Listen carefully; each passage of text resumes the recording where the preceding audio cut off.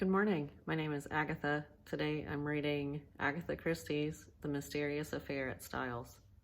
Originally published in 1921, it's been in the public domain for several years now. Chapter 1. I Go to Styles. The intense interest aroused in the public by what was known at the time as the Styles case has now somewhat subsided. Nevertheless, in view of the worldwide notoriety which attended it, I have been asked, both by my friend Poirot and the family themselves, to write an account of the whole story. This, we trust, will effectually silence the sensational rumors which still persist. I will therefore briefly set down the circumstances which led to my being connected with the affair. I had been invalided home from the front, and after spending some months in a rather depressing convalescent home, was given a month's sick leave. Having no near relations or friends, I was trying to make up my mind what to do when I ran across John Cavendish. I had seen very little of him for some years. Indeed, I had never known him particularly well. He was a good 15 years my senior, for one thing, though he hardly looked his 45 years. As a boy, though, I had often stayed at Styles, his mother's place in Essex. We had a good yarn about old times, and it ended in his inviting me down to Styles to spend my leave there. "The mater will be delighted to see you again, after all those years," he added. "Your mother keeps well?" I asked. "Oh, yes. I suppose you know that she has married again?"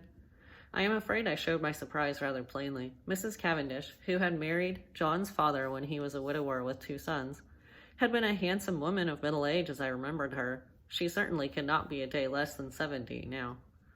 I recalled her as an energetic, autocratic personality, somewhat inclined to charitable and social notoriety, with a fondness for opening bazaars and playing the Lady Bountiful. She was a most generous woman and possessed a considerable fortune of her own. Their country place, Styles Court, had been purchased by Mr. Cavendish early in their married life. He had been completely under his wife's ascendancy, so much so that, on dying, he left the place to her for her lifetime, as well as the larger part of his income. An arrangement that was distinctly unfair to his 2 sons. Their stepmother, however, had always been most generous to them. Indeed, they were so young at the time of their father's remarriage that they always thought of her as their own mother. Lawrence, the younger, had been a delicate youth. He had qualified as a doctor, but early relinquished the profession of medicine and lived at home while pursuing literary ambitions, though his verses never had any marked success. John practiced for some time as a barrister, but had finally settled down to the more congenial life of a country squire. He had married 2 years ago and had taken his wife to live at Styles, though I entertained a shrewd suspicion that he would have preferred his mother to increase his allowance, which would have enabled him to have a home of his own. Mrs. Cavendish, however, was a lady who liked to make her own plans and expected other people to fall in with them, and in this case she certainly had the whip hand, namely, the purse strings. John noticed my surprise at the news of his mother's remarriage and smiled rather ruefully. "Rotten little bounder, too," he said savagely. "I can tell you, Hastings, it's making life jolly difficult for us. As for Evie, you remember Evie?" "No." "Oh, I suppose she was after your time. She's the mater's factotum, companion, jack of all trades. A great sport, old Evie. Not precisely young and beautiful, but as game as they make them." "You are going to say—" "Oh, this fellow, he turned up from nowhere, on the pretext of being a second cousin or something of Evie's, though she didn't seem particularly keen to acknowledge the relationship. The fellow is an absolute outsider, anyone can see that. He's got a great black beard and wears patent leather boots in all weathers. But the mater cottoned to him at once, took him on as a secretary. You know how she's always running 100 societies?" I nodded. "Well, of course the war has turned the hundreds into thousands.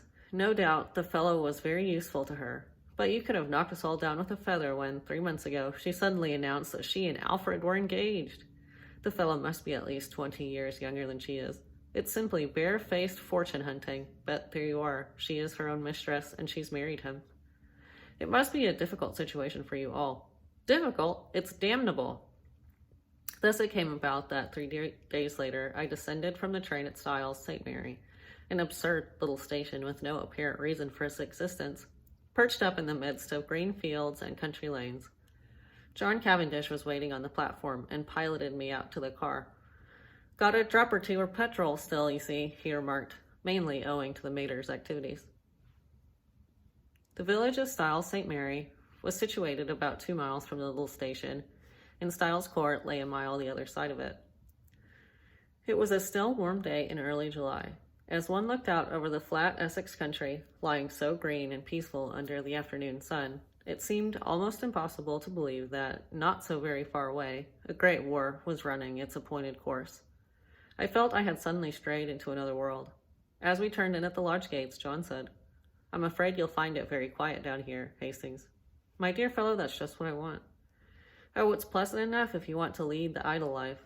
I drill with the volunteers twice a week and lend a hand at the farms. My wife works regularly on the land. She is up at 5 every morning to milk and keeps at it steadily until lunchtime. It's a jolly good life taking it all around, if it weren't for that fellow Alfred Inglethorpe." He checked the car suddenly and glanced at his watch. "I wonder if we've time to pick up Cynthia. No, she'll have started from the hospital by now." "Cynthia? That's not your wife." "No, Cynthia is a protege of my mother's, the daughter of an old schoolfellow of hers, who married a rascally solicitor. He came a cropper, and the girl was left an orphan and penniless. My mother came to the rescue, and Cynthia has been with us nearly 2 years now. She works in the Red Cross Hospital at Tadminster, 7 miles away." As he spoke the last words, we drew up in front of the fine old house. A lady in a stout tweed skirt, who was bending over a flower bed, straightened herself at our approach. "Hello, Evie. Here's our wounded hero, Mr. Hastings, Miss Howard." Miss Howard shook hands with a hearty, almost painful grip. I had an impression of very blue eyes and a sunburnt face.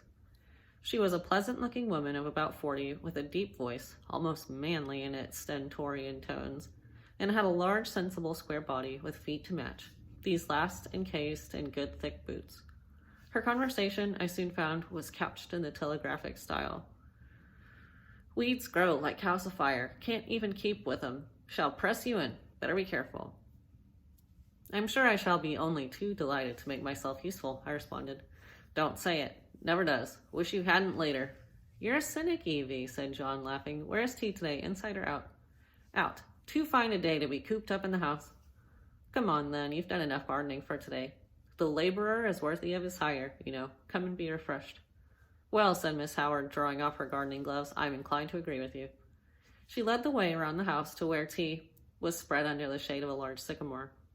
A figure rose from one of the basket chairs and came a few steps to meet us. "My wife, Hastings," said John. I shall never forget my first sight of Mary Cavendish. Her tall, slender form outlined against the bright light, the vivid sense of slumbering fire that seemed to find expression only in those wonderful tawny eyes of hers, remarkable eyes, different from any other woman's that I have ever known. The intense power of stillness she possessed, which nevertheless conveyed the impression of a wild, untamed spirit in an exquisitely civilized body. All these things are burnt into my memory. I shall never forget them. Okay, take number 5,000. I just finished reviewing the footage I made, reading a few pages of the Agatha Christie story. Part of what I'm doing on this channel is recording myself reading, and by watching the video I can tell how my voice sounds, I can tell how my facial expressions change, and using that information to improve how I present myself in my day-to-day life.